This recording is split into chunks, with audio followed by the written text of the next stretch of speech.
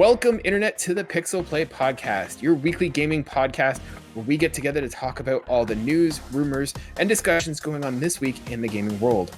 I am one of your co-hosts, Kaylan, aka Ktastrophy, joined as always by my co-host, Adam, CSRadical. And this week, we're going to be talking about Super Nintendo's 30th anniversary this year. We're going to be talking about Call of Duty Vanguard and the details that were released this week, kind of trailing off of our topic from last week. We're going to have a bunch of random stories we're going to get into as well, and I am going to be coming to you with an untimely review of Watch Dogs Legion. All that and more in this week's episode, so let's just jump into it. If you're new to the podcast, we post videos and audio every Wednesday, so you can check us out on YouTube at Pixel Play Podcast, or search for us as Pixel Play Podcast wherever you get your podcasts. You can reach us on Twitter or Instagram at Pixel Playcast. And if you want to email us questions, comments, leave feedback, always feel free to do so at the email address pixelplaypodcast@gmail.com. With that out of the way, let's get this show rolling. Adam, how are you doing this week? I'm surprised you haven't melted it like a popsicle. I mean, it says it's 30 degrees Celsius in the room, so yeah, I'm kind of surprised too. Yeah, it's probably actually worked out in your favor that you are keeping the hair quite short this time. You know what? Maybe I knew ahead of time that this was going to be a good idea. So I guess you could say I'm a bit of a seer in this. When are you going to cave in and actually just buy like an air conditioner? Not this year, I can tell you that much. It's kind of pointless now, isn't it? Yeah, you're getting close to the end. You get them on sale while they're off season. That's true, I could. Yeah. But, well, the whole thing was, right, like, I didn't want to go through the trouble in the pandemic of trying to get, like, ceramic glass, like, or, like, plastic plexiglass or something cut out to get that perfect thing in there. I'm like, I really don't want to go and see people to begin with. And now here we are in a pandemic. It's like, I don't want to talk to people already. You're giving me, like, even more reasons not to do it. Fine, I'll melt for one more year. I would say just do the typical, thing that we always used to do, at least like my family did with those window air conditioners, just use a piece of plywood, but that's kind of a bit of a flex in 2021. So. Also, apparently I'm not allowed to do that in my building because it makes the building look like shit. Because having no air conditioning really helps with the aesthetic. Well, I mean, it looks cool in the room because of the blue and the light, so maybe we're just lying this entire time. This whole time, sure. I'm actually more than comfortable, but the reason we're saying it is that because my takes are so hot, we got to give a logical reason for why they stay so hot and spicy. Exactly. I don't want to, delay too much, but quick update. Are you still dealing with Assassin's Creed Valhalla, and how is that going? Oddly enough, no, but it's not because I've dropped it. It's because I finally said, you know what? I should look at Xbox Game Pass and just try a bunch of stuff. Yeah. So I've downloaded like 15 games, and I've started chipping away at stuff, and I'm like, oh, this is good. And I've looked back at my PlayStation and be like, no, I'm still good with this. You know what, let's talk about that a little bit later in the show. I'd like to hear like what your initial thoughts are. And, we're both I'm unapologetically a Sony fanboy, and you are... I'm just an anti-Nintendo fanboy. Does that count? Yeah, you pretty much haven't accepted yet that you're a Nintendo or that you're a PlayStation fanboy, but like I feel like the two of us, you were the one that's probably the least. So I'm curious to see what your thoughts are on the Xbox Game Pass. Yeah, I don't defend games, horrible games like Uncharted and The Last of Us, it's when your blood cells are just triangles, crosses, circles, and squares, you have to. So, Adam, let's start with it was a slow week, but let's probably talk about the most interesting thing. The SNES turns 30 this year. So it actually turned 30 yesterday, August 23rd, 1991. And I know some of you are like, but Kaylan, in Japan. No, North America, it's the 30th birthday. We're going with that. We live in North America, so we're going to go with that route. If you live elsewhere and it's a different year, I don't care. We're based in North America. So for us, it was August 23rd, 1991 it released. Adam, was this your first console, or did you play the NES before this? The first console I ever owned was a Genesis, actually. So I started with that. Then the Super Nintendo came in later, and it ended up being Nintendo for a while because it was Super Nintendo. We still had the Sega, but I basically turned it on whenever I wanted to play Sonic. That was about it. Yeah. And then I went N64, and then I've been basically like, I have not had a Nintendo Actually, that's a lie. I had the Wii, so. Yeah. But it's been mostly a steady diet of Sony and then Microsoft and then Sony, and now it's stuck to Sony for a while. I mean, technically, I guess, counting Game Pass, I'm still sort of playing Microsoft, so maybe there's that. But yeah. Yeah, my childhood was mostly my Super Nintendo for damn sure. So yeah, and that also reminds me of how freaking old I am. That it's been 30 years. We are old, sir. Got bad news for you. Yeah, it's the same for me at my house. I mean, we had an NES. I remember being a kid and having an NES. I mean, we had neither of these consoles at launch. I wasn't to the point of a gamer that I am now, so it wasn't like, Mom, Dad, we have to have like the newest console. I didn't even know what was going on, but somehow, some way, a SNES and an NES came into our house, and so. But I remember playing some of the games on NES, and I liked them. But it was really when the SNES came out that I was like, okay, like I really understand video games, and these are awesome. So, yeah, let me come up with some quick like details that were kind of impressive for me because I was just looking into this. So the SNES was launched in North America in August 23rd, 1981. When do you think the SNES was discontinued, Adam? Sorry, what did you say it was? 91? What? It was released in North America, released in Japan, I think, in 1990. But North America, 1991. When was it discontinued? Probably 99. 2003 is when it got discontinued. Yeah. Can you guess how many consoles it sold? No. No. All right. I can't even give you like a Price is Right, like somewhere close answer. Fair enough. So the number of SNESs sold was 49 million, or just a little bit more than 49 million. And the number of SNES games sold. By the way, do you call it SNES or do you call it the SNES? Oh, I call it SNES. Oh, yeah. Actually, I don't even really say either. I just call it the Super Nintendo. It also is the Super Nintendo. I never understood the people who called it the SNES. It makes no sense to me. Oh, it's worse. It's worse when they call it NES.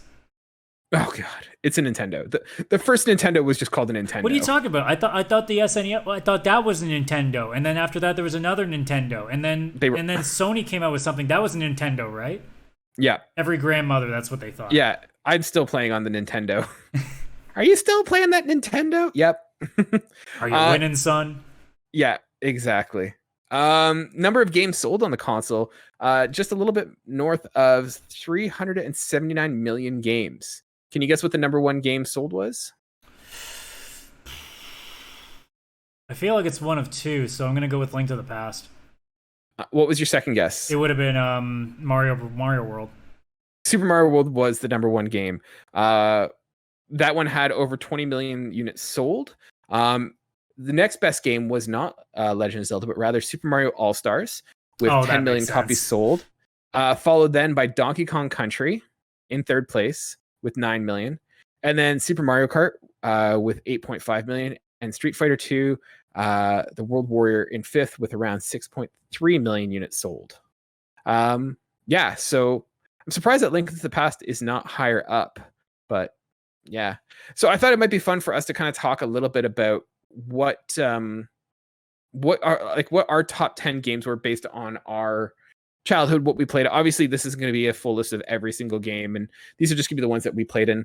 We were both relatively young when that console came out, so it's not like we had full control and like smart enough to know all the games that we could play, but I thought we could talk about some of our favorites there. So we'll do a top 10, and we're going to throw in a category for, one obscure game that, we like that maybe doesn't get talked about or that maybe people don't know about. So Adam, I've been talking a while, so why don't you go first? What is your number 10 game on the SNES? So I just want to say, before anybody listens to this list and goes, what the hell is wrong with Adam? I never played Link to the Past growing up, so I'm only counting games that I played on the console, because if I say emulation, it's kind of cheating. So I'm going back to are like you counting, childhood. if you're playing on the SNES Mini, is that cheating, or is that count as playing it on the SNES? Well, I don't own it, so no. Throwing you a bone here, sir. All right, so number 10, what do you got? Number 10, it's kind of a cheat too, but Super Mario All-Stars, just because I never got to play the original NES games, so that was a big plus for me. I mean, being able just to... You can't really hate anything about that, because it's basically like a ton of really good games. It was like the orange box before, like long before the orange box, so... Yep. And I mean, sure, Super Mario 2 was not actually Super Mario 2, The Lost Levels was, and I don't talk about how good I was at that game because I wasn't. Nobody was. But I mean, just for 1 and 2, and I guess, or 1, 2, and 3, like 3 obviously is the best out of all of them. 1's the classic, and 2 is just that weird bastard child that like you love anyway, even though you know there's something really wrong about it. Yeah. But it gave birth to Shy Guys and Birdo. How can you be upset? Yeah, Shy Guy is like one of my favorite characters in the Nintendo world. It's such a cool like image. Yeah, for me, I love this game. It didn't show up on my list, but I remember going over to my cousin's and they had the SNES with like I had one as well, but they had the Super Mario All Stars, and I always remember going over and wanting to play like that weird Mario game that wasn't like a Mario game, and it's like, why does this feel so different? But it's awesome. I never even realized the other two games that were on that cartridge. It was always just Mario 2 for me. Number 10 for me is Kirby Dream Course. This is one I don't think held up as well as I remember it being, but did you ever play Kirby Dream Course? I don't even think I played any Kirby games on that console. Okay. I've really not played a lot of Kirby games. Like, I think the most I've ever played was I played maybe Superstar in an emulator, and then Epic Yarn a little bit. Kirby is just one of those games that's always eluded me. So Kirby Dream Course is not like your typical Kirby game. This is one where you're basically, it's like a golf game, and you're playing as Kirby and doing golfing challenges, but you can get like different power-ups and different bonuses and stuff.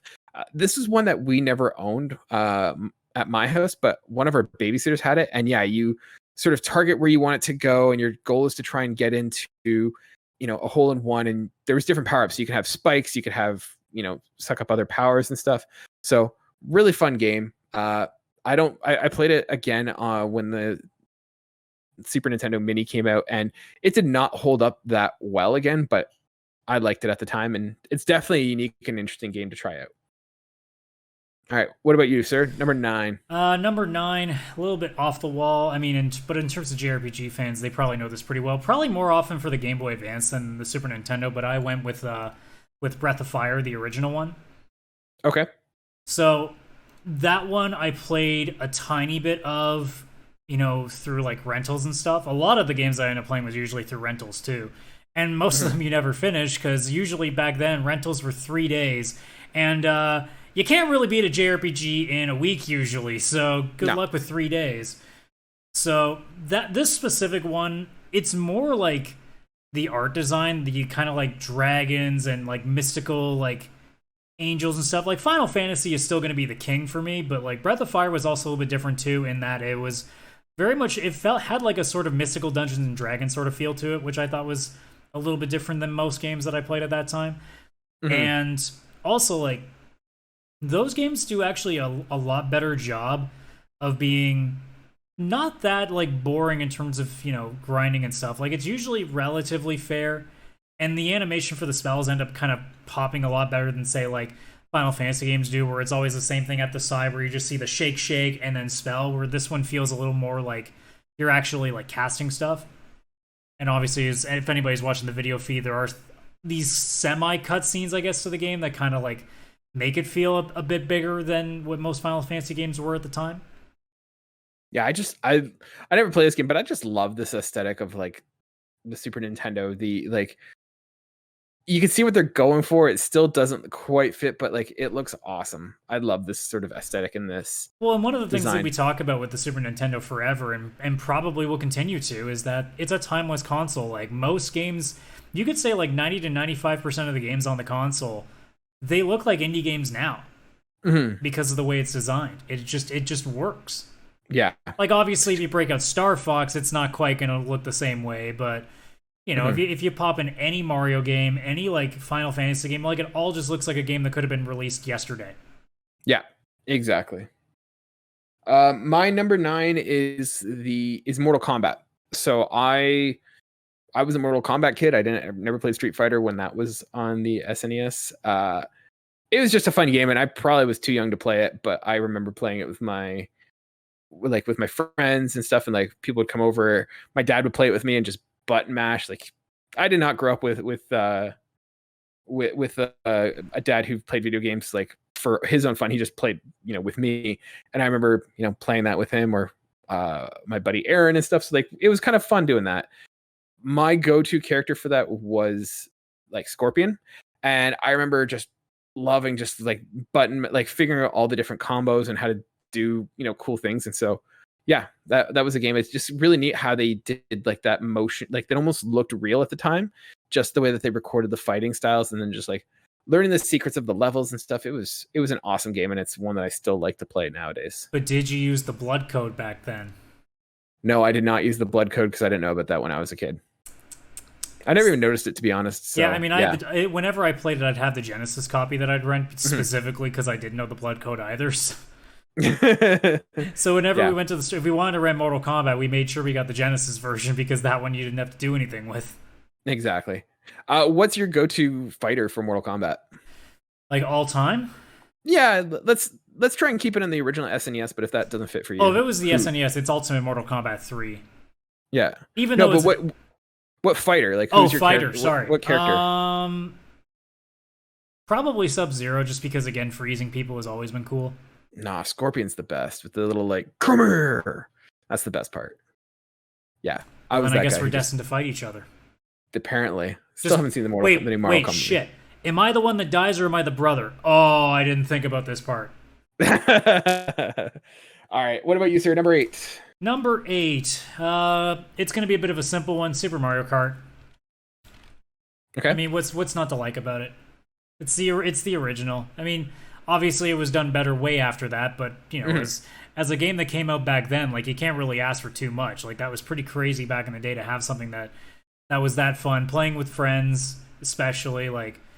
It was always one of those games that like you could, if somebody had it at their house, you knew that was all we were playing for like the entire day. So oh yeah, it was the best.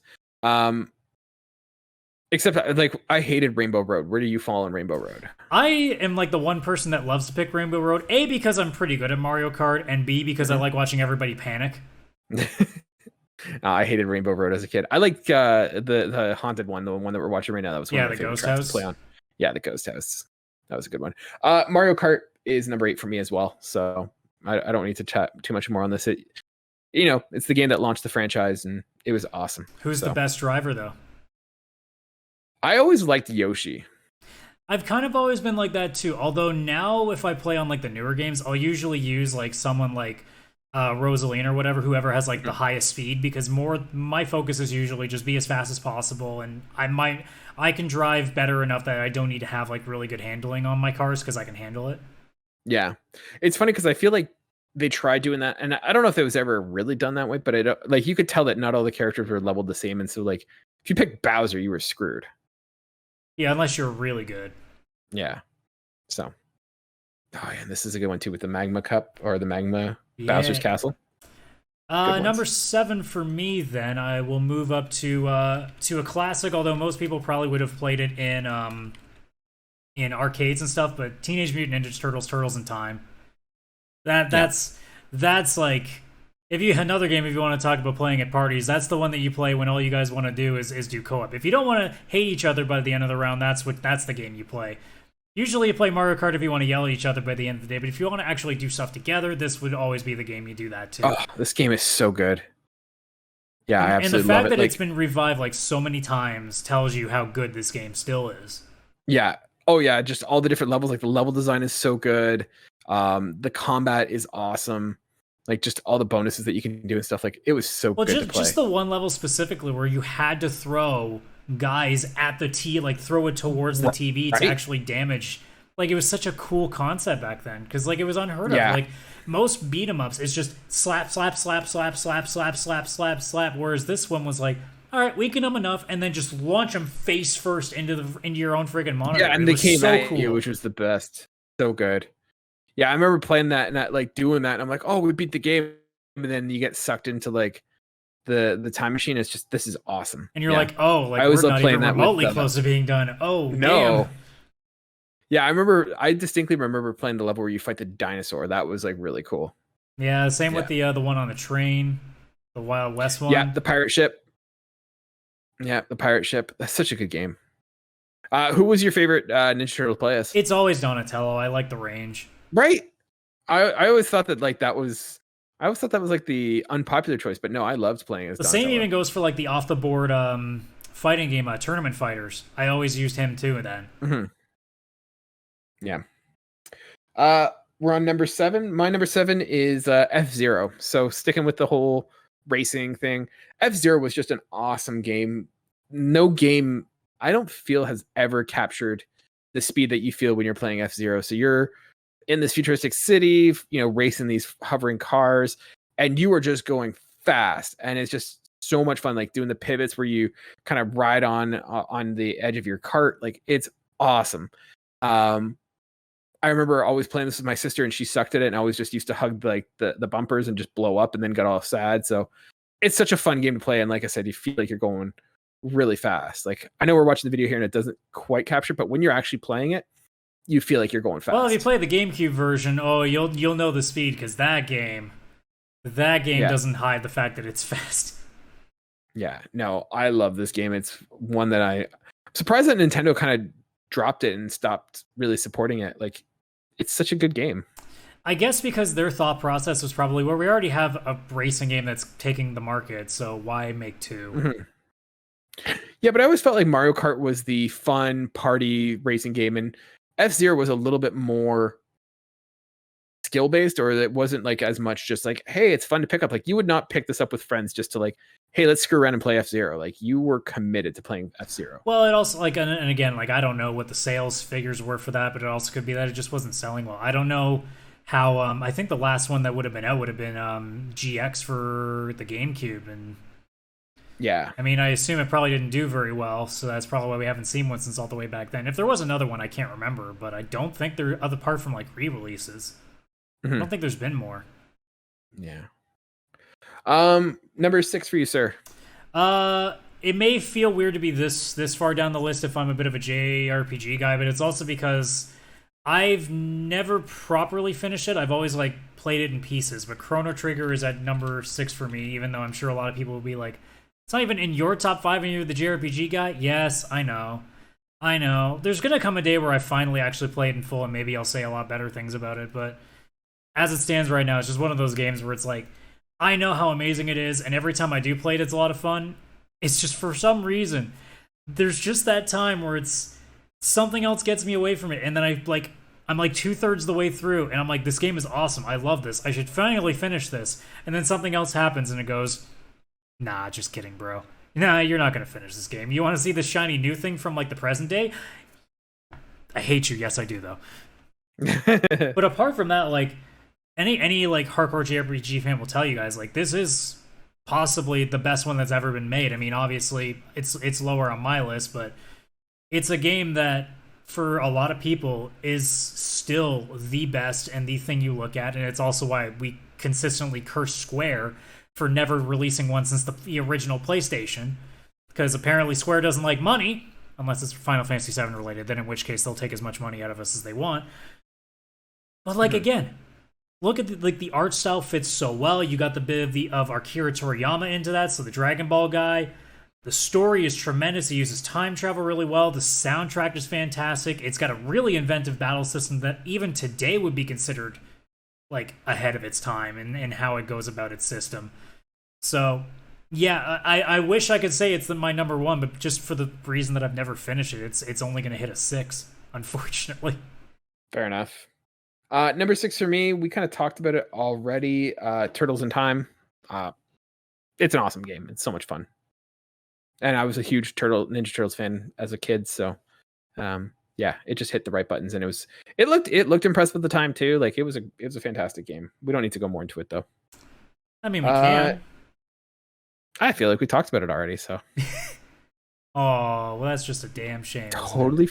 Hey, I knew the risk when I went second, so don't worry. That is true. Number 5 for me, first Final Fantasy on the list. That's where we break up Final Fantasy IV. I remember renting. This is the first time I rented a Final Fantasy game, and of course it was Final Fantasy II back in the day. So my brain was like, "Oh, man, I remember there being like one on the NES. I never played that one. I wonder how this one is." Without realizing there were 2 before it, and then 1 after it, but there was a 3, and Square's complicated. God damn. It's stupid. Square and naming things, especially when it comes to going between Japan and anywhere else in the world, is just a nightmare. I still remember renting this game, and Literally, because I had no idea where a save point was in a dungeon that I just started, I would leave the console on all night so that I could jump right back in as soon as I woke up. So that way I wouldn't lose my spot because I'd probably gone for like an extra 30 minutes without a checkpoint. And I was just desperate to not lose that progress because I couldn't beat the goddamn wall that kept closing in on me. Because back then I didn't know what grinding meant. I thought it was just, I just go through the thing and then I should be good by the time I go fight the boss. And then I realized when I get there, oh, I probably should have done like maybe 10 to 15 more fights first. But that one, although like I'll get to 6 in a little bit, this one still has a special place in my heart because it's the first one I ever played, and it definitely has some characters that I still to this day are very fond of, like Kane and Rydia, who in the current cutscene that's playing right now on the video feed is about to be introduced. So there's definitely a bit of, along with 6, these are the two games that like I would love to see get a proper like remake, like full on 3D voice acting, keep the original battle system and all its quirks, but like giving this thing a full fleshed on remake. And I would even love it to keep like still an animated feel. I don't think I'd like 4 to go into the Final Fantasy VII remake thing. I'd actually like it to be more of like what Dragon Quest does. I like it to be more of like a cartoony anime sort of feel. 6 I think you could do in 3D because of all the machinery, but I love this one because it's so colorful. I'd love to see that one like more of a cartoony feel to it, kind of like what Dragon Quest 11 did. Nice. Yeah, I never played this one. Yeah, you uncultured Japanese, non-Japanese swine. Go back to your Batman games. Yeah, man, Batman's sick. Number 5 for me is going to be Donkey Kong Country. This game was so much fun to play. And at the time, like the graphics, I remember seeing these graphics and I'm like, oh my God, these look so good. Like it looks like that was the best graphics I'd seen when Donkey Kong came out. And to play that game and, you know, do the different levels, like whether you're in the mines, whether you're underwater, like the hub world, not so great. But when you actually got into it and you started playing like the levels, like they look so good and like the fluid animations are just so good. Like it's such a great game to play. I'm currently doing a campaign on this game with my brother-in-law when we get together, and it's just been so much fun just to find all the secrets, and just a fantastic game. That was the thing. The amount of secrets in Donkey Kong Country games in general were just like, I sat there, like sometimes I'd find them by accident, being like, how was I supposed to think? Like literally in the video footage that we had, there's literally one where you're supposed to just fall. And I'm like, I'm supposed to not fall. Why do I have to do it now? Yeah, I just random like, am I supposed to jump down this pit? You just start getting enough lives that you start just playing with ideas. Yeah. No, and like even like these little levels where you're like playing as the animals and like trying to collect all those items, like that was such a fun thing to do. So fantastic game, number 5 for me. Now, ironically enough, Donkey Kong Country is my number 4. However, it's not the original; it is the sequel, number 2. Oh, okay. I really love the second game. I don't know. So full disclosure, sorry, I'm going to interrupt right here. Full disclosure, Donkey Kong, I put these back to back. Donkey Kong Country 2 is my number 4. Oh, okay. Okay, so we're going to go a little bit nuts on this one together. Yeah. Yeah, I actually love this way more than any of the other ones. I think just because I found that Diddy and Dixie were that perfect mesh of two different styles. Like you had Diddy, which was just like speed and just rolling, whereas you had the more like platform perfect, like the precision that you had with Dixie with the float, like or the hair helicopter ability. So there's a lot more to it. Not to mention like the throws being a little more useful, and some of the animals that were a lot more different, like the spider being a big one, like just such a bigger change of pace than just running through all the time. Like there was actually a sort of extra amount of precision to it that wasn't just, you know, the odd minecart level. So I really had a much bigger appreciation for it. Also, it has random trivia in there, and I am an absolute nut for trivia no matter where it is. So yeah. For me, like the reason I put this one above is I feel like it took what Donkey Kong Country did and made it better. Like I felt the dynamic between, you know, at like Donkey Kong and Diddy Kong was okay, but like you felt really handicapped. Like you noticed there was like one was better than the other. Like Diddy Kong kind of was useless in that first one, whereas I felt in the second one both of those characters brought something to the table and were like you didn't feel kind of handicapped playing one versus the other or something like that. And so I really liked that. Plus the darker, I felt there was like a little bit of a darker sort of style to the game, which I really liked. It took what Donkey Kong Country did and just improved it. And so I think it is the better of the two games, but I think that Donkey Kong Country 1 deserves some respect for what it did in terms of bringing the franchise and the technology. Like this definitely built on what the first game did, but the level design is better. More interesting, unique levels there. Like we're seeing here, the one where you have to hit the seals to make it like change, like water floating and rising. It's not lava, stuff. it's now actual water. Yeah, so it's like really cool. Like I really like what they did with this one. So yeah, I think Donkey Kong Country 2 is the better of the two. And I mean, you can't hate a game when like literally a victory animation is Dixie on an electric guitar shredding some licks, you know? Exactly. Number 3 for me, that would be when we finally get to like the games that everybody really knows, and Super Mario World would be that one for me. Interesting. Okay. Now, well, it's a JRPG thing. Like I'm clearly going to be saving my best for later, but like Super Mario World to me is probably my favorite Mario game still to this day. I think they did the best job of being just different enough that it felt like, obviously with the cape and well, were you able to ride Yoshi before? Or was this the first game where you could actually like ride Yoshi? Because I know Yoshi. I think it was the first game. Yeah, it's the first one you could ride Yoshi. So like there's enough there to be different, and then you mix in things like the ghost houses, and you have like the Koopa bosses. So I found that like, and I guess the Star Road too is a big part of it, but there's a lot about that game that, you know, every time I play it again, and it is very much a nostalgia thing. Like it really does feel like familiarity and home. And on top of that, I really don't think there's a smoother game in the series. I think that's probably like one of the best running ones you're going to get. And on top of that, like the amount of options that you have, because I mean, it isn't just you got to finish a level in a certain way. Like the fact that there are guys that can speed run this game without even using a mushroom is insane. Yeah. To show you like the possibilities of what you can do with this game. And again, the cape, like we just see in the video version here, it just shows you how easy it is to just completely like mess with the levels and not have to do anything. Yeah, for sure. For me, my number 3 is Metroid. Metroid was such a neat game.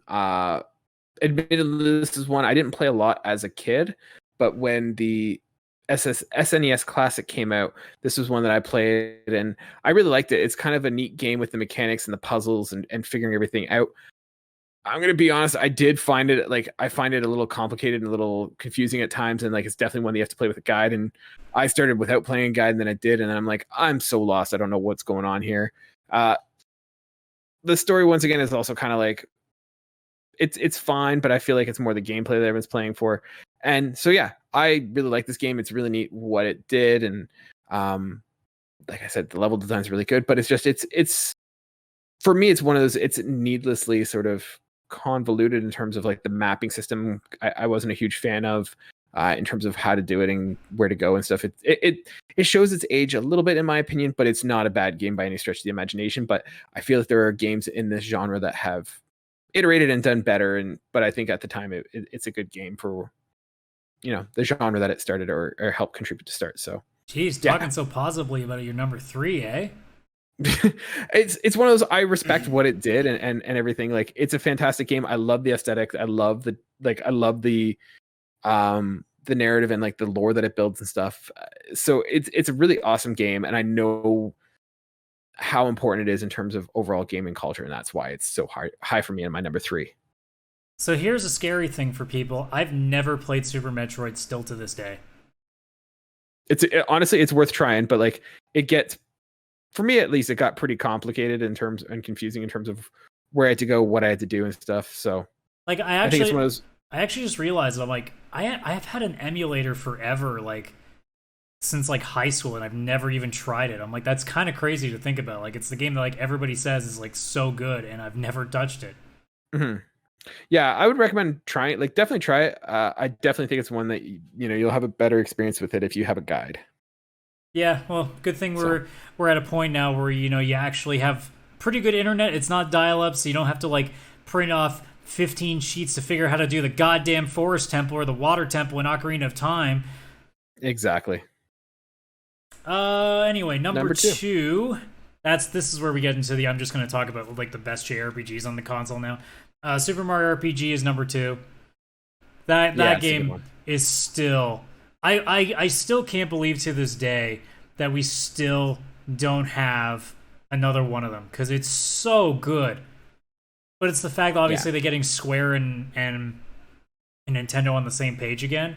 But like, man, I know they tried their best with like the Paper Mario games or the Superstar Saga games, but like nothing has remotely come close to capturing what this game did. And my God, like there is, if somebody ever speed runs it at SGDQ or AGDQ, whichever one of the games done quick speed runs, I always make sure I catch it because it is so fascinating to watch people do super jumps for 100 times in a row. Because it's just impossible. Yeah, this is one I remember seeing a little bit. I played a little bit, but I never really got into it and know it enough. But yeah.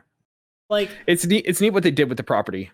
Yeah, and I mean, again, like, it did something completely different than most games would. Like, that's where you had the timed hits. You were playing a game, but you still had to be focused while playing it. It isn't just hit, fight, and watch it happen. You actually had to be timing it so you get the most damage out of everything, or you defend for the most damage. So, It was also very involved. And then again, it was just that weird, like, it was that weirdness of a Mario game being something so completely different. It's like, I don't think Mario is Missing is a great game, but because it was so different for what you expect a Mario game to be, it was the same with Mario Kart. You know, it's the same once you got into the N64 days where you get into golf and tennis. Like, just playing a Mario game where it's not a Mario game. It was so weird and interesting growing up, and especially this one, me being like, this is just as my JRPG phase was, like, hitting. So, like, everything was clicking around this point. And the amount of quirkiness with the aesthetic of this game and the music and everything else, like, it's so good. And I urge anybody, because I'm assuming you can probably play it through the Switch or whatever somehow, like, give it a try. Because, like I said, most of these games are going to play like indie games would today. It's not going to feel like it's outdated. Mm-hmm. Yeah, my number 2 is Super Mario World. So this was one that I played a lot of as a kid, and I still play to this day. It's like the levels are so well designed, and yeah, what they did was they took Mario and they just brought it to the next level and kind of revitalized it. Not that it necessarily needed it, but it would have been so easy for them to just say, hey, it's going to be the same Mario that you guys know before. But it does a lot of neat things, and the levels are so well designed and the gameplay is so smooth. It's such a fantastic game. A lot of the neat things that they came through with, like the cape and everything, Yoshi, it's all really cool, and I really like that game, and there's a reason why it's the number 1 selling game for that console. Absolutely. All right, number 1. Number 1, well, I did mention another Final Fantasy game was coming at some point, so I guess I can't delay it forever. So, Final Fantasy VI, to this day, I still think is the best game ever made. It may not be my favorite game ever, but it is definitely, to me, the most perfect game that I have ever come to know of existing, I've ever played. Everything is done right. The story is magnificent. The villain is magnificent. The aesthetic, to this day, it's almost 30 years old, and it looks amazing. The music is quite possibly the best soundtrack I've ever seen in a game. The combat system, very good. The only complaint that most people make about it, and I kind of agree with, is that by the end of the game, most of the quirks to your characters, they kind of become obsolete, because by the end of the game, you can teach them all the most powerful magic spells, so you don't need to ever use their abilities. But I mean, it's an end game thing. Like, that's just from grinding over and over again. So that's most JRPGs, you kind of dumb down the combat if you're max level and you've learned everything. So it kind of does take that away. But like the other 75-80% of the game that you're playing normally, it's so inventive. Like being able to do things like use a freaking chainsaw on enemies, or take the musclehead guy and suplex a freaking train. Things like that. Yeah, there's an infamous enemy called the Phantom Train. Normally, you just beat it by throwing a phoenix down at it because it's undead, so giving it a life kills it. But everybody Makes knows sense. that if you want to play it properly, you make the guy use his suplex ability, and he literally picks up this giant train, and you see the train go up and upside down. That's And hilarious. it's the best thing. Actually, you know what? Oh my god, this is. You gonna pull it up on the screen? Yeah, absolutely. I need to pull it up on the screen. Give me one sec. And I'm sorry. If you guys aren't watching this on YouTube, you should be doing this because you missed some fun stuff. This is, yeah, if you guys are listening to it on audio, this is one episode that might be worth watching just because we are kind of watching some of these old clips. You get to watch a guy suplex a train. So like, look, they're running away they're, from the train. Like, normally you stand there, but you're getting chased by the train. You got to stop. Now we're going to solve the problem. Oh, I guess he's going to do a little bit of an evil spell to toot some ghosts at you. Oh, now you're angry. Too bad. That's what trains do. Suplexing that bitch. Bam! And he's dead. Awesome. You suplexed him to the double afterlife. Killed the undead. Fantastic. With But the yeah, suplex. that game, like, I wish I could go back and play it every single day because it never gets old. You know, I can watch speed runs of it and it feels like I just played it yesterday. I can watch somebody make a video, you know, talking about everything that was great about it, and it feels like I just played it yesterday. Like, I still remember everything like it never... It's like I'm still like a 12-year-old kid playing the game. So, yeah, that game is just everything is done right about it, and it also makes me hate, for the most part, up until the 7 remake, how Square has been botching Final Fantasy for like 20 years. Awesome. I'm going to save us from having a bunch of people just yell at us and be like, why the hell is this not on the list? I'm going to go with Legend of Zelda, A Link to the Past. This game is definition perfection. I am not a huge Zelda fan. I've not played all the games. I am not the biggest Zelda fan, but I will attest that A Link to the Past is a perfect game and probably the best Zelda game. Aesthetic is perfect. Like, it looks so good. Like, the way that they did the art design, like, it looks great. I mean, they brought it back like not too long ago with the Link Between Worlds, so yeah. So like the design is good. The dungeons design is immaculate. Like, it's all the dungeons are so clever, so fun. Like, I don't feel like there's any particular one that's like complete BS. So like, they're fun to traverse and figure out those puzzles. The map is absolutely amazing. Like, in terms of how it's designed, like the different sections, it's easy to navigate. It's not a pain in the ass to get from one end to the other. Like, it's so well designed. The story is really good. Yeah, this is, to me, it's not necessarily my favorite game that I've ever played, but this is one of like the perfect games that I feel like everyone should play. It's not incredibly complicated, that it's inaccessible.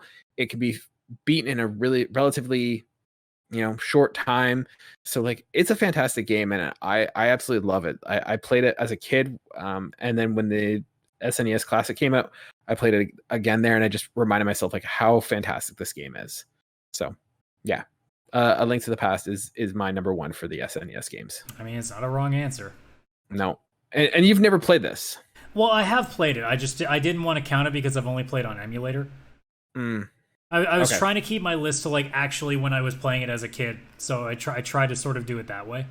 Okay. Although I do wonder, if looking at my list again, would have I put it above anything? Maybe. It's for me, like, I've never been too like.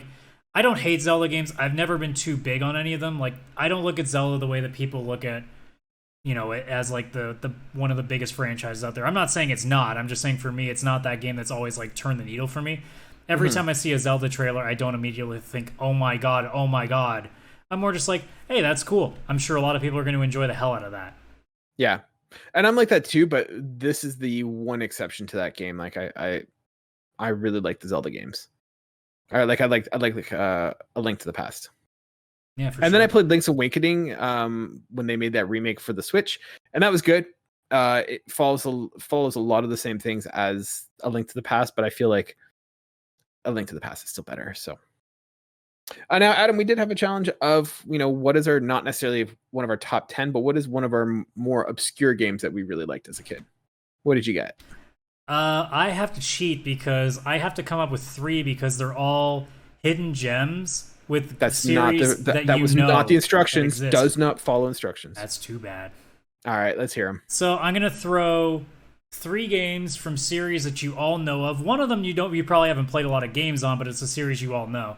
But I'm gonna start out with probably the most random title that I think most people have forgotten existed. There is a Mega Man soccer game. What? Oh, so I've already got you not knowing one. Mega Man Soccer. What? Where you play soccer and slowly unlock enemies as your teammates that have these special little abilities. Or, like, say one guy's really good at attacking, one guy's really fast, and then, like I said, there are things like special abilities and stuff. I'm not saying it's an amazing game, but it is a game that the first time you look at it, you're just like, this is like a fake, like somebody made this. No, the Capcom made that. And just most people forgot that it existed. It's funny. It feels like there's almost like a delay just watching this game being played. Yeah, there kind of is. The game's a little bit weird. You can tell that Capcom was like, let's just take like this code that we used for another soccer game that nobody cared about, and let's just throw these sprites on it. Yeah. It's not bad, but it's a sports game on the Super Nintendo, so don't assume it's going to be, some like really smooth, buttery smooth kind of game. I have never seen or heard of this game. Nope. And you may never remember it again because you'll probably not want to think about it after that. All right, what else do you got? Let's hear it. So, Final Fantasy, going back to that, everybody knows and loves Final Fantasy. A lot of people don't know about what is considered blasphemy to Final Fantasy, but I actually liked. It's called Final Fantasy Mystic Quest. Okay. And this game was essentially, in the same vein that we didn't get Super Mario Bros. 2, the actual one, because the Japanese thought we were too stupid to do it. Mm-hmm. Turns out they were right. It's fucking hard. They thought Final Fantasy was too complicated for English people, so they made this game, which is the most simplified JRPG you'll ever play, to the point that you don't have to grind. It's so goddamn easy. But there are 2 things the game does really well. The sprites actually show battle damage. So if like you're facing a boss, there's usually like 3 or 4 different sprites for it, so you know how close you are to finishing it off, which is really cool. And then the music is just badass. I will dare say that Final Fantasy Mystic Quest has the best battle theme in all of Final Fantasy. Fight me on that one. This almost like looks like just like you're playing in the desert, and this is Dune. It looks like they just ripped off Dune. Yeah, it kind of does, doesn't it? A little bit. All right, what's the last one you have? The last one, although I'm a little bit worried because my our recording feed, I'm pretty sure, is still recording, but the video is not letting me change the screen, so we might be stuck on this for a little bit until it fixes that. There is a Sailor Moon RPG that never came out in English that finally got a fan translation, and you can play through like emulators and stuff. It's called Sailor Moon Another World. And I'm really upset that our Streamlabs is now completely frozen. Even though it's still recording, like, I want to stress to anybody watching the YouTube version, nothing is wrong on the screen. Everything is running smoothly. But the app, for some reason, is not letting me change any of the channels right now, which is driving me crazy because I want to.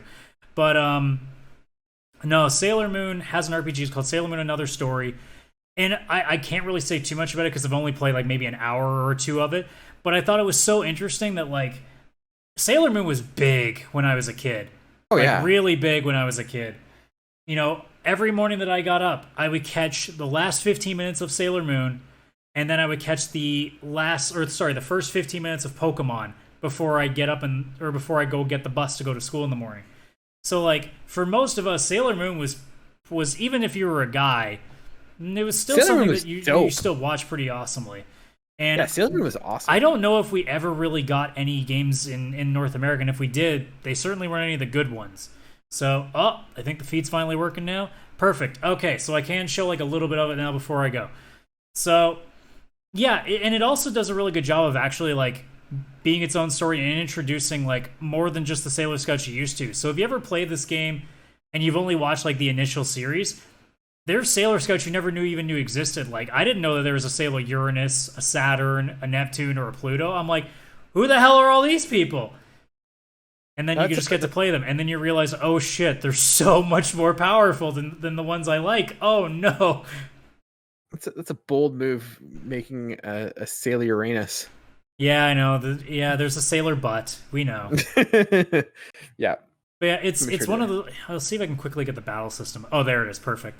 But like, still very basic. There's nothing too special about it. But again, like, it's just so jarring when you've never seen a Sailor Moon game proper and you're seeing something like that, being like, man, I would have played the shit out of that growing up. There's also like a couple of fighting games that we never got. Like, there was a lot of interesting stuff that we could have gotten, but Japan was just like, these kids don't get the anime that we do. They don't get our genius.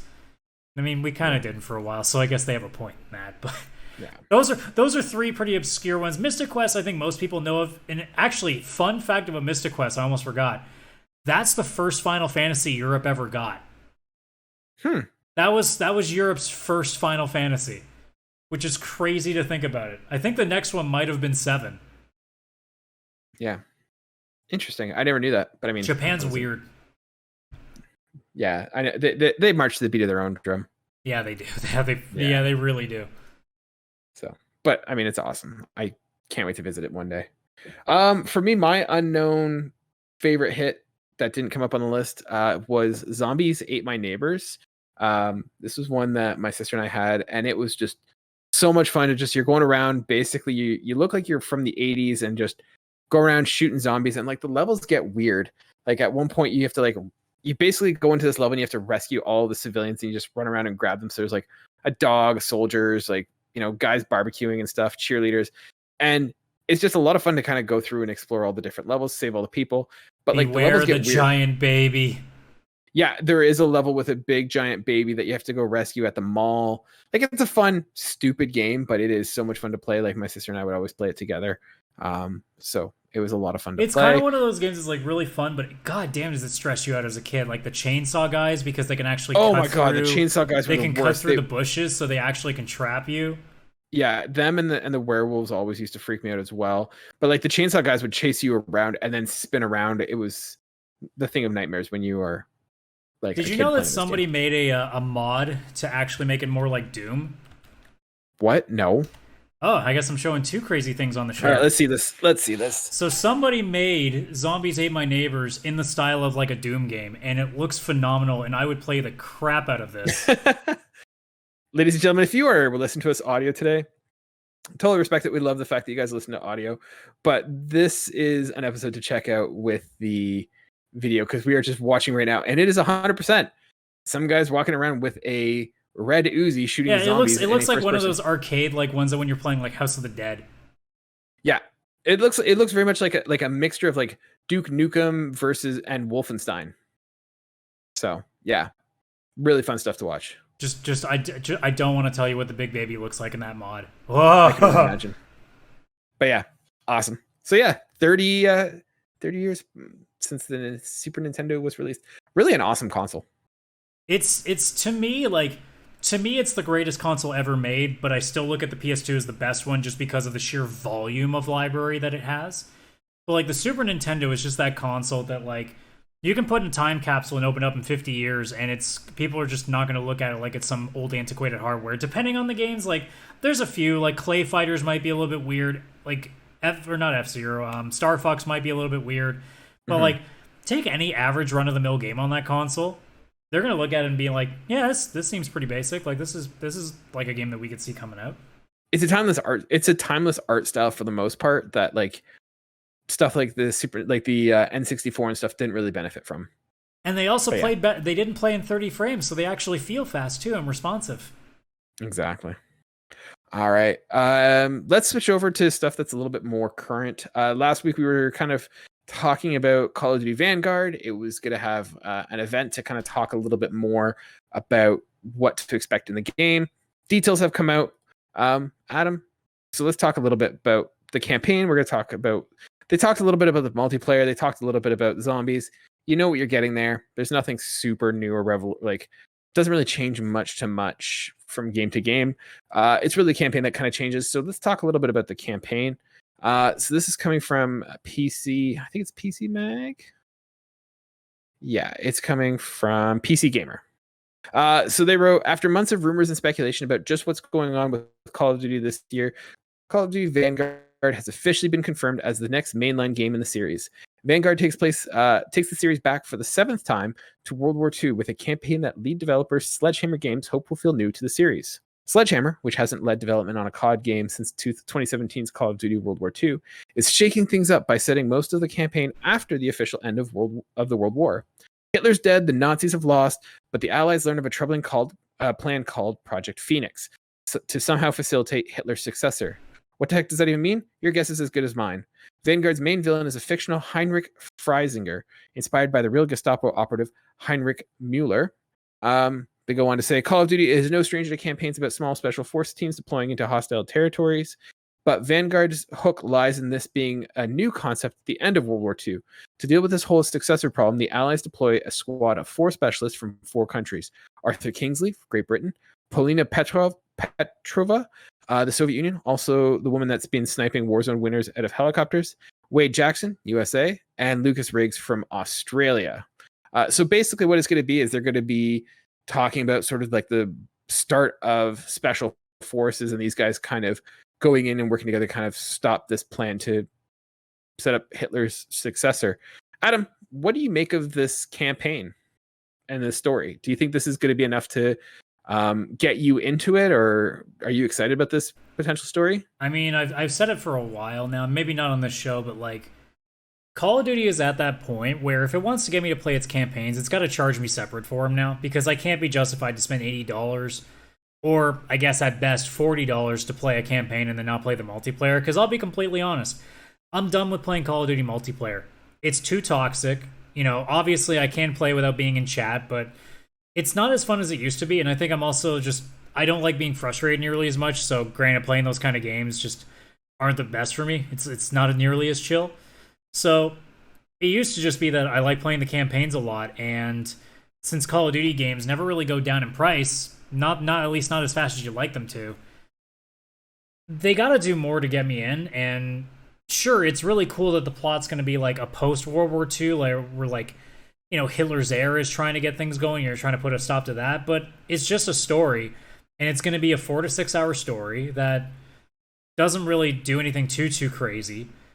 And you know, I said it either last week or the week before when we were talking about the reveal. I think it was last week, where, you know, I was hoping that it would be something different. I was hoping that it would be something cool, like an online campaign, like either obviously playing it with friends and whatever, if it's like a 4-person team, or even like something akin to a Destiny. And I know they would never do it because Call of Duty knows better to just do the same things they always do and just add a different coat of paint on it, and they're going to make their money. So it's a case where I can look at the trailer and go, that looks cool, but for anything more than $30, you're not going to get my attention, and I honestly don't think you ever will. And then when you couple that with the fact that I could care less about anything that Activision Blizzard comes out to right now for obvious reasons, it's not going to do anything to move the needle for me. It obviously will for Call of Duty fans, because they like the World War II games. But I mean, I still looked at the trailer and went, I guarantee you that less than 25% of their audience even gave a shit because it's not showing the multiplayer. Yeah, I'm in agreement with you that I think Call of Duty and like even Battlefield to a certain extent are in a weird place where there's 2 different audiences. There are the people who are into the zombies and the multiplayer, and I think that's predominantly most of the players. And then there's a small section that likes the campaign. I'm one of the people that I generally like the Call of Duty campaigns. It's very rare for me to pick up a Call of Duty campaign at launch. I usually typically wait for them to come down to like $20 or something, and I find that that's sort of the sweet spot for a Call of Duty campaign. They're typically shorter, but I mean they do put a lot of effort, and they do have like a lot of like they're some of them are really interesting stories. Like I really enjoyed I'm trying to remember the one. Like there was like Infinity War where it was like in space. Like that was a really neat one. Like they do some interesting stuff with the campaigns. Oh, but absolutely. Like they're definitely without question the best FPS games on the market. Like that's why I said like I would love to see something like a Destiny with their gunplay, because they do it so well and they know how to do set pieces so well. Yeah, so I think I'm with you that I don't know, but I kind of wonder like the multiplayer probably pays for the campaign to be sure. made. If they were to say like, hey, we're going to sell the campaigns by itself, it's not going to do particularly well. And to do it in sections, like I know Battlefield 5 got reamed for the fact that it was like, hey, you got like the story's not complete and we're gonna set it out in pieces and you may have to pay for it, and that did not go well. But to pose a question, like if you put out the full game for $80 and then you put out another copy at $30, which is just the campaign, doesn't unlock multiplayer, you have to pay the other $50 to get the multiplayer after that. They're going to get their core to buy the main game. My brain would be like, you put the $30 campaign in there to make other players that wouldn't buy your game at full price actually put some money down. You know, that's not a bad idea to do that. Like, then that brings because I figure like most people are going to buy the multiplayer anyway, and you'll get your money in microtransactions or whatever anyway. I know that I think right now they don't usually do it, but there's still other ways they can go about it. I mean, obviously they make their money with Warzone anyway. And like, yeah, the season passes and everything, I think those are charged for, right? But realistically, I think they are leaving money on the table by not making it available immediately. Because, like, again, if you're not looking to play the multiplayer, and there's like, I'd say, like, in terms of care about the multiplayer and care about the campaign, it's about 80-85 to 15-20. Yeah, it's not an even Venn diagram. Yeah, it's the games are meant to be the multiplayer. Like, it's not the campaigns are just like the cherry on top that we get. Yeah. In terms of the story, what do you think of that story? Do you think this is a interesting way to go about doing it? Do you think they should be doing something else? I mean, it's taking a World War II game and doing something different with it, so I'm happy. You know, you know, obviously, like, you could just make another Modern Warfare game where you can just do whatever the hell you want, but I like the fact that they're taking the World War and doing something different with it. I mean, I'm a big fan of Man in the High Castle, so I'll take any of this kind of stuff. Like, that's my jam. I love alternate history. Like, yeah, I think this is the smartest way for them to go if they're going to stick with World War II. Like, we've all kind of seen World War II. Yeah, it doesn't feel like the same thing. We've all stormed Normandy. We've all fought in Stalingrad. Like, those are cool set pieces and those are cool battles and stuff in terms of like historical significance. But they're played out, and unless you're going to start picking some of like some more obscure, unheard of battles, which there are tons in history that like could be interesting. I think the next way to go is to do an alternate history, and to do something like this is really interesting if it's grounded in some sort of, you know, some nugget of truth, and then you just build a story around that. Like, those are awesome.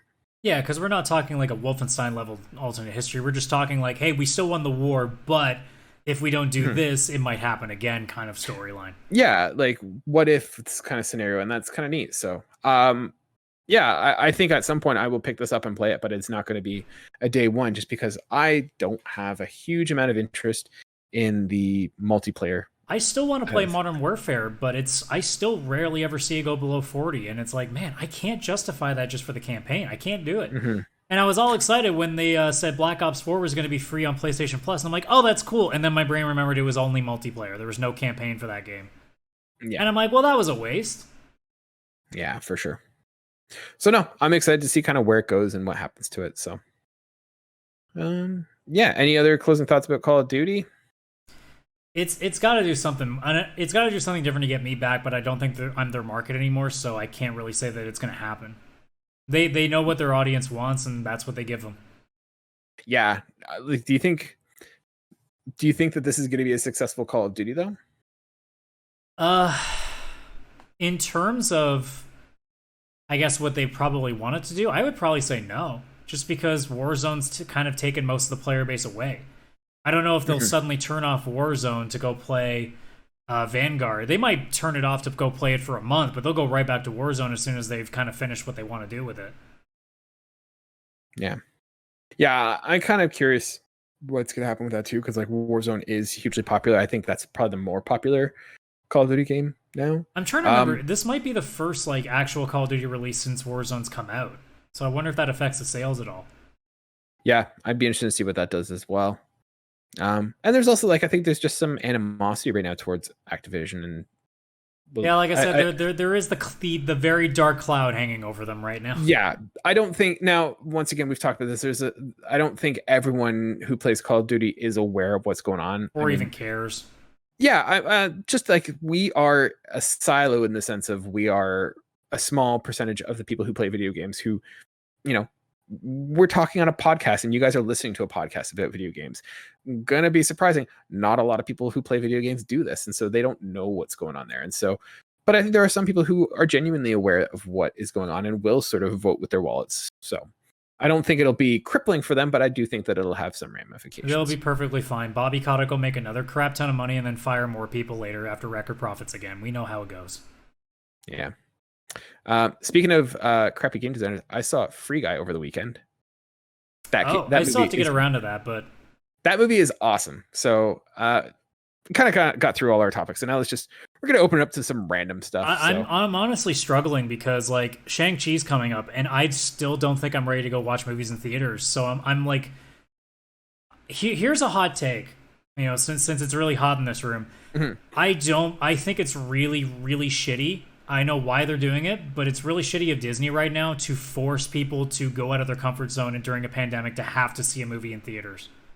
Or I guess any company in general. I don't like the idea that right now, especially in the States where it's even worse, like here in Canada, it's not nearly as bad as it could be because we actually have a pretty decent amount of the population that took the damn vaccine.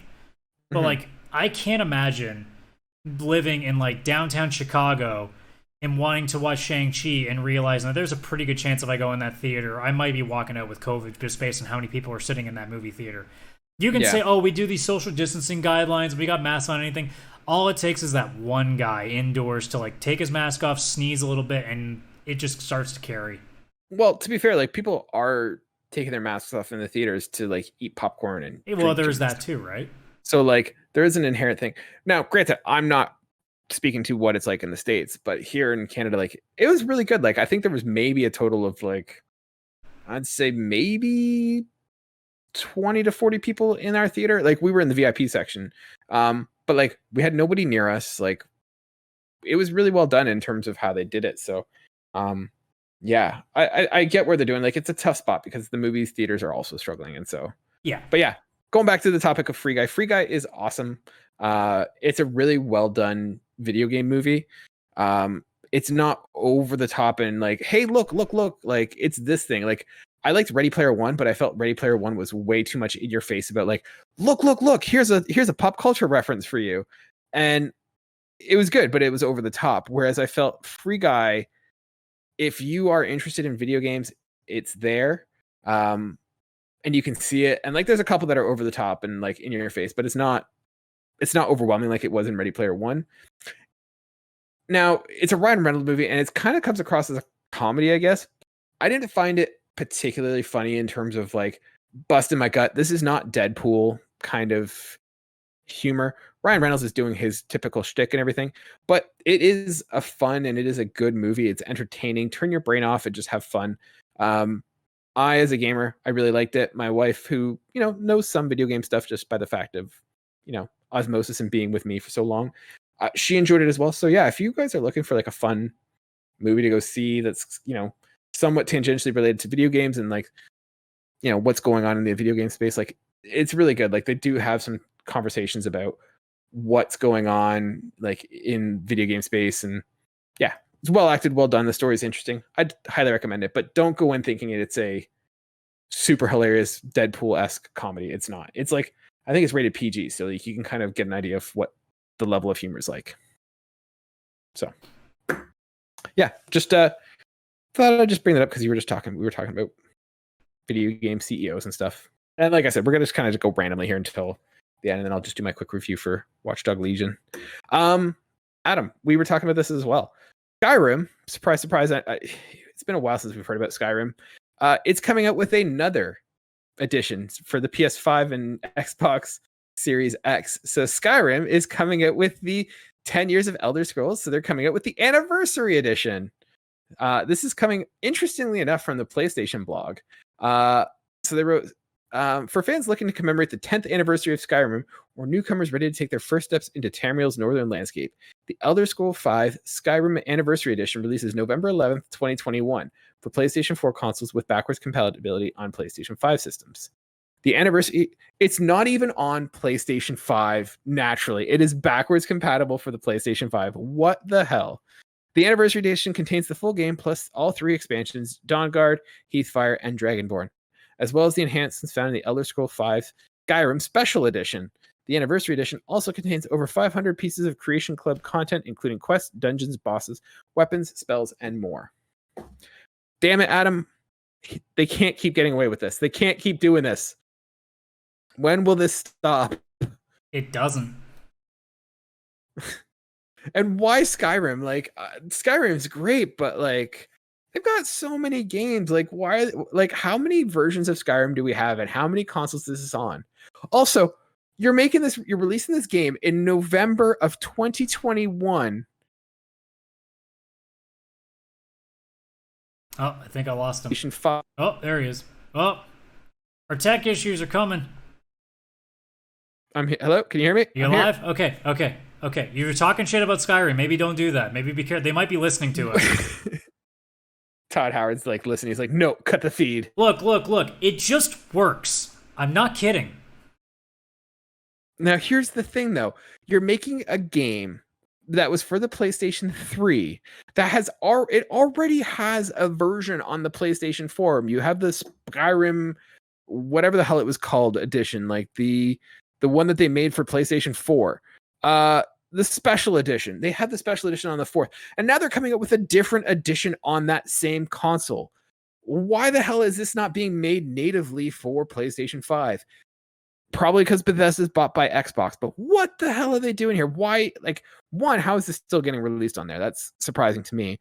Two, why is it not being built for the PlayStation 5? Like, this is ridiculous. Because they don't care and they know stupid people buy it because it's Skyrim. I wish I could come up with some other reasoning, but it's because they know they can. And, well, let's be honest, they don't have an Elder Scrolls game coming out for probably another 5 years. So, and it's not coming to PlayStation anyways.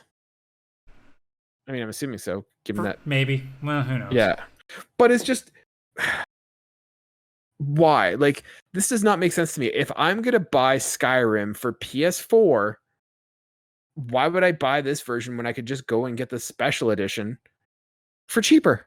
Like, this doesn't make any sense. Stop asking intelligent questions. You're supposed to be a gamer, Kaylan. You're supposed to be dumb as doorknobs. Like, come on. It's just buy it. Ridiculous. Buy it. This is ridiculous. Todd Howard wants you to buy it. Kaylan, buy it. Todd Howard can get his yacht money some other way. Yeah, by you buying it. Twice. 3 times. Along with the new Grand Theft Auto that's coming out for PS5 too. Don't forget, you got to. This doesn't also include it. There's also the Skyrim VR. There are now going to be 3 versions of ways to play this game on your console. Oh.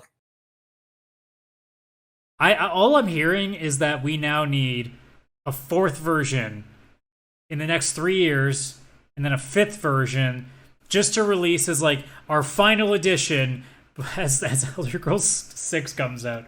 And then, surprise, we'll release one more remastered edition after that. It's the never-ending Skyrim. So, we have Skyrim. We have Skyrim Special Edition. We have Skyrim VR. And we are now going to have the 10th Anniversary Edition. We now have 4 Skyrim games. We are one away from being able to do a top 5 Skyrim game releases. See, you're just getting Todd Howard's dick hard right now. I don't know what the problem is here. Yeah.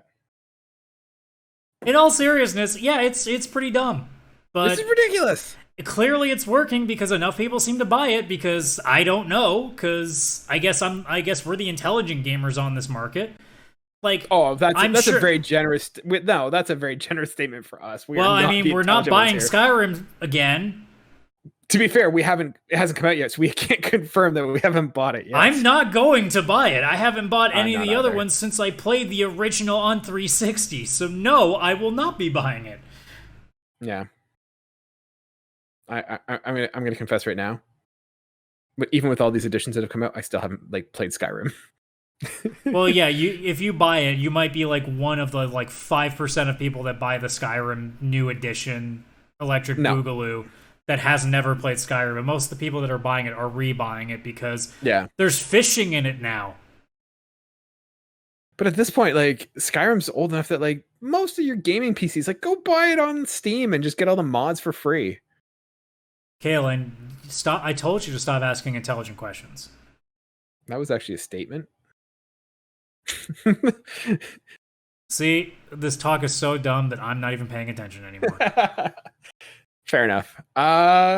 anything you want to bring up? I know we're just kind of like doing an open discussion, which is something that we don't typically do here. Is there anything on your mind that you want to chat about? I mean, I would have had something else to say, but then I took an arrow to the knee, so. Well done, sir. I get that reference. You just Steve Rogers that. I was like, I understood that reference. I understood that reference. All right, well, let's just wrap it up. As I promised you guys, we're going to do a untimely review for Watch Dogs Legion. So, ladies and gentlemen, as you know, we are not influential enough and we're too broke to go and play games when they get released, before they get released. We review games on our own time, when we can, as we can, and we bring you untimely reviews. So I wrapped up Watch Dogs Legions yesterday. I probably put about 20 to 30 hours into this. And Adam, you and I were talking about this, and this is one of those games. It's weird. Like it tries some. It's a very experimental game. It does some things very well, and it does some things really badly, or doesn't quite stick the landing. And so I figure I'll kind of talk about there. This game's Watch Dogs. If you've played Watch Dogs 1, Watch Dogs 2, like you get the general gameplay. It's sort of like a open world GTA style, driving cars, shooting stuff up. Now, what they do interestingly in this game, and you probably have heard, is they do it where there's no sort of main character. Basically, anyone in London can sort of become a playable character that you can recruit into your organization. And this was a neat idea, but once again, doesn't quite stick the landing. And what I'm saying by that is that I started with a character and I started recruiting some. And the problem is you have to go through like 2 or 3 little repetitive missions to recruit someone. So it's like, oh, like my buddy got like abducted. Can you go rescue him? And you go like rescue him. And they're like, oh man, I need to get this information. Can you go get this information? And it's just these small repetitive missions that I didn't want to recruit people because I'm like, I don't care to like go through this step. I mean, it would help if they were fun, but like the map is so huge, and they're usually put at like opposite corners of the map, so you can't. This was a huge gripe with me. This was a huge gripe for me. So like, I'd go to a mission and it'd be like, go to the northwest corner of this map to meet somebody. Okay, great. I have a mission for you. Now drive to the other end of this map, and I'm like, no, like, why are you doing it this way? This does not need to be done this way. So like the missions are repetitive in recruiting. So I didn't feel compelled to recruit a whole bunch of people because I didn't bother to do all those mini missions. And this brings up another system within the game. This is like idea of permadeath. So at first I was playing this game and I'm like, I'm going to do permadeath, give some stakes so I don't want to lose these operatives. But the problem is that then forces you to do these crappy recruitment missions. And like, if your guy dies, there's a good chance he's not coming. Like, I had very rare instances, like my character rarely, if ever, got arrested. They would always just get killed. And so if mission or something, your guy's gone. And so I had that situation where I had awesome characters. Like I had a secret agent spy, and I'm like, I'm not going to use him because if he dies, I might need him later. So I'm using my crappy, like middle of the road or like, just the generic guys. And I'm like, okay, I'm not having fun with this. And they kind of got the impression that the permadeath was a way that you were supposed to play this game. But the problem is that some of your characters are like, oh, if your character is in the hospital or is arrested, they'll get recovered sooner. But when you're playing on permadeath, most of the guys die. So those skills are useless. And so I felt the recruitment was a neat idea, but it was also not done well. And it has a larger problem with the overall missions as well. So I might have a guy who is great at hacking or something like that. So he's a fantastic hacker. I don't really know what these missions are about or what's going to happen. So there's oftentimes I'm like in a mission where it's like hack the server, and then all of a sudden you get swarms of enemies coming at you. Well, if you didn't bring a guy who's good with guns, good luck to you. And so I kind of got annoyed with that. Like I kind of wish what they had done instead is that almost like a GTA 3 style thing where it's like, hey, we're going to have a heist. We need we're gonna need a getaway. We're gonna need someone to shoot up the place, and we're gonna need a hacker. And so I can sort of build these teams. Right now, it's just you have X amount of guys. One's good at hacking, one's good at shooting. You can pick one. How do you want to approach this? And it's like, okay, well, it's not really flexible or on the fly. Like you can't really swap out. You can't switch. So yeah, that was kind of an issue. And then the levels were also kind of seemed to pigeonhole you one way or another. Like I felt like I was getting to the point where I was just hacking. Like I wasn't even going into buildings. I was just, doing a drone, flying in there, hacking the system, getting out.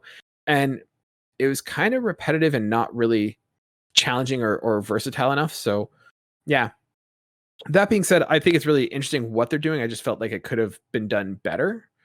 Graphically, the game on the PlayStation 5 looks really good. I know when it first came out, it had some issues, but like the ray tracing looks amazing with like water on the ground.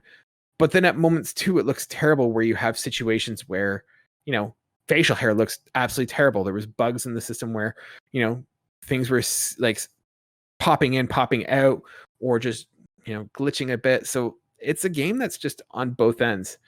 And also by having a main character, like none of the characters were super endearing or interesting. Like I don't even know what my characters' names were or who they were, and it didn't really matter to me.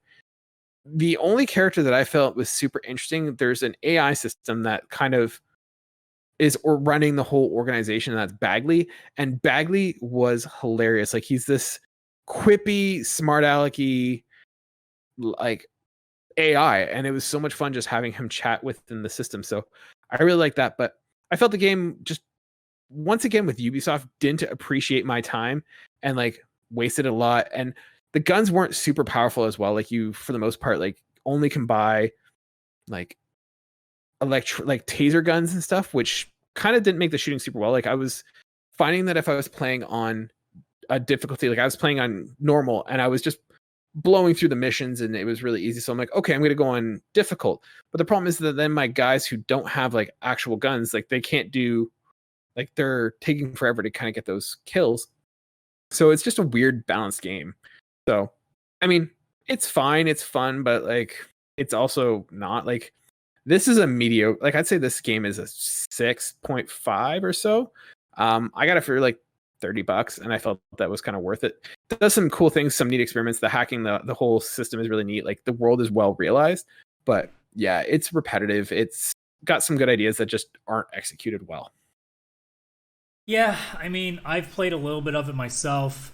Similar to you, I got it for $30, so I'm not too upset that I probably won't end up finishing this game because, again, like you said, it has some really good ideas. It's just the problem is it's like a lot of things when you try things over the first time. It doesn't go very well the first time you do it. You have to really have a few guys try it before it gets nailed down pretty well. I love the idea of a game where you can just take anybody off the street. Like, if you really like the look of that character, you like the name of that character, the little bit of backstory that you get out of them, you really like that person, you want to like see more of them out of an NPC, you can just do it.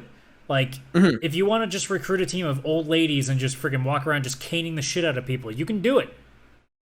But, you know, it's like you said. Don't make it a chore to do that. Yeah, it really takes you out of the fun. Like, it should just be as simple as one mission, or there should just be people right away that are just like, hell yeah, let's go. Whereas, yeah, it feels like more often than not, any of the people that you really want to get, like that actually have good abilities, it's a chore to get, and it shouldn't be a chore in a game unless it's like, we're talking like ultimate weapon kind of stuff. Like if it's literally like some of the best like kind of players in the game, the ones that are really hard to find, then sure, give me 2 or 3 missions. But for any random Joe Schmo on the street, it shouldn't be anything more than like a pretty quick recruitment thing. Because like, yeah, you know, I know that this is supposed to be somewhat reality, and you know, you wouldn't just be able to get somebody to you know, be a part of your big hacker organization going against the government.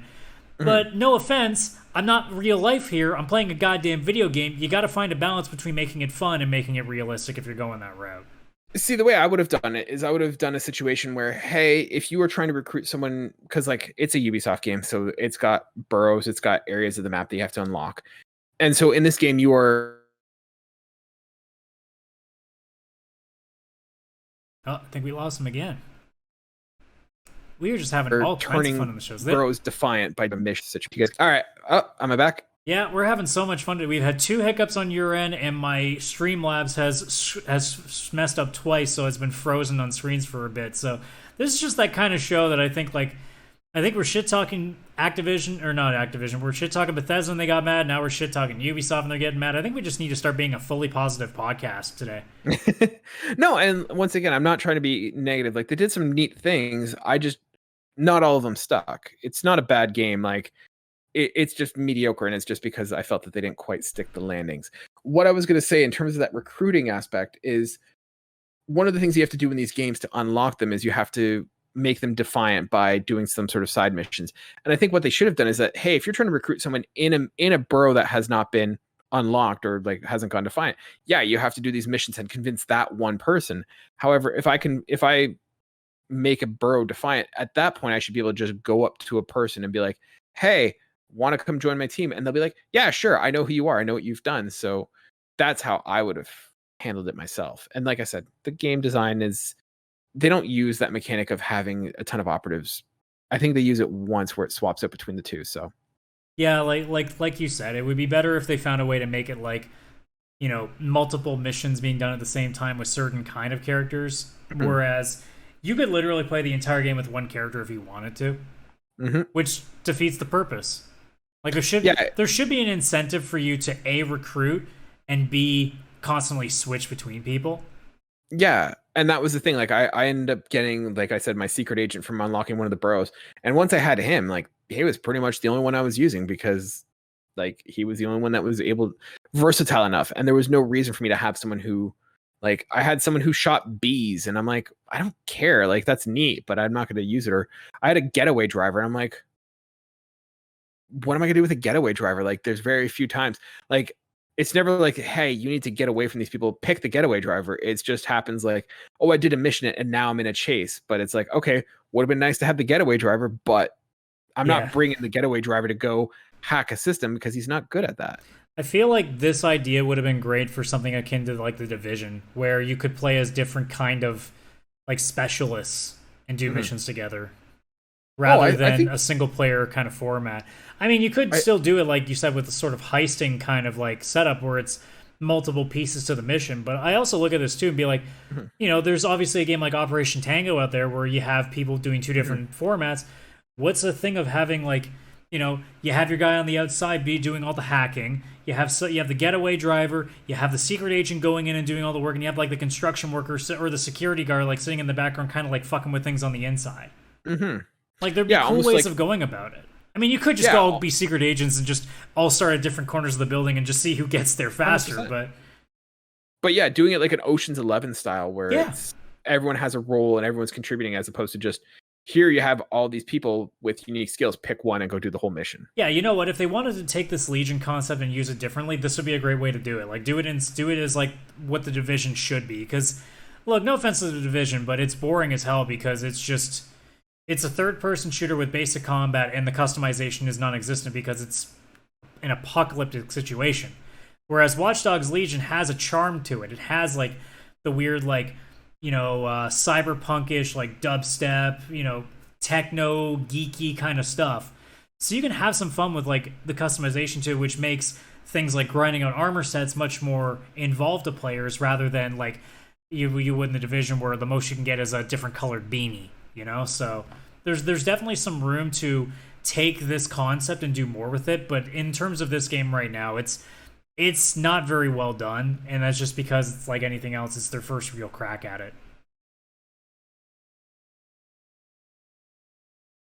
I realized as this was going, he was very well frozen, so I was kind of sitting there being like, I wonder if he's just really lost in thought, or if he's just completely frozen. And it looks like it's the latter. So I don't know. Well, he's already given his score. I mean, I would tell you guys too, like, unless he comes back, I guess I might be closing the show here unless he doesn't show up now. I don't know what's going on his end. It could even be mine. I have no idea what goes on with this stuff anymore. It's the internet. The internet doesn't tell you what it's going to do until it does it. And then you realize, oh, and there's literally nothing I can do about it right now. But for now, if he doesn't show up, look, Watch Dogs Legion, it's fine. It's honestly fine. If you can get it for a decent price, like $20, $30, it's fine. But otherwise, I mean, it's nothing special. Oh, he's finally left the call now, so hopefully he'll get back before we can end the show. So maybe I'll talk about Watch Dogs Legion a little bit more. Look, I love Watch Dogs 2, so I was really interested going into Legion. I wanted to see something really cool with it. And, you know, I played it, and it didn't take me very long to realize, there's really not a lot of soul to this game. There's not a lot that really shines with it. And it's a shame because, like I said, the concept is so cool. The idea of just being able to take an NPC off the street and do whatever you want with it. Hi, Kaylan. Welcome back. But thank you. I'm glad to be back. But like, yeah, this game could have been so much more, but I knew going in that it was probably not going to be great because I could see from this concept that it was a lot to ask for a studio that honestly probably wasn't going to be able to handle it. And I was right.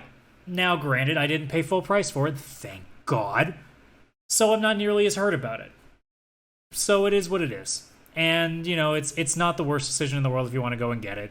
So if you want to try it now, if you get a good price for it, give it a shot. Maybe you'll end up finding a lot to like about it. But don't go in there expecting, like, a fantastic game. This game is okay at best, really, when you take it all together. Yeah. And thanks for holding that. I missed a little bit, but it sounds like you were kind of capturing what I was saying. Yeah. It's if you get this at discount for $30, it's not a waste of money. Like, it's a neat experiment. It does some cool things. There's definitely a fun game to be had here. But it's not necessarily going to be for everybody. It's not going to be everyone's cup of tea. And it's definitely not something that, like, I feel is worthwhile at, $80, especially as we get more and more games on our next gen systems. It'll be less and less relevant. So thank you for holding down the fort while my computer decided to crash. I do my best, DeadSec heard me talking about, talking badly about Watch Dogs and they just shut me down. Why would DeadSec be mad at you? Because I'm talking badly about Watch Dogs. But you're being anti-establishment. You're going against the game being any good, so they respect that, Fair enough. All right. Let's wrap it up there then before this whole thing catches on fire. Yeah, I think the fact that we've gone 90 minutes is kind of showing like, maybe the show only has about a 60-minute gap before it's like, all right, no, the show can't handle it anymore. This is why we keep our show short, ladies and gentlemen. Yeah, that's our reason. Yeah, so... all right, we'll wrap it up there, ladies and gentlemen. Thank you so much for bearing with us with all of our technical difficulties. If it's the first time that you've joined us, I'd like to say that they don't all go this off the rails and this badly, but we have some technical difficulties here and there. But for those of you who stick with us, no matter what the difficulties, we really appreciate you guys listening to us, whether that is on your on YouTube or whether it is through the app of your choice for listening to the podcast. Thank you so much for listening to us. We really appreciate it. If you guys are listening to us on YouTube, please like and subscribe. It really helps us out, especially hitting that like button, leaving comments. Really helps us get seen and get more people to become aware of us as a podcast. If you're listening to us through your Spotify or wherever, leave a review. Let us know what you like, what you don't like, and just let other people know. Feel free to share it out. We definitely want to get more people on board and listening. And if you want to be part of the show, don't ever feel like you can't connect with us. We are on Twitter and Instagram at pixelplaycast. You can also reach us at pixelplaypodcast@gmail.com. And yeah, let us know what you think about this week's episode. What are your favorite SNES games? What do you think of the new Call of Duty Vanguard? And anything else that we've talked about, we'd love to hear you guys chat about it. All right. Or just anything in general. You want to ask some random ass questions for the next show? Go at it. Because when we have dead shows like this, thank God a 30-year anniversary pops up and that gives us like 40 minutes to work with. Yeah, it definitely helped out. So, all right, guys, thank you so much for sticking with us, and we'll talk to you guys next week. Bye for now.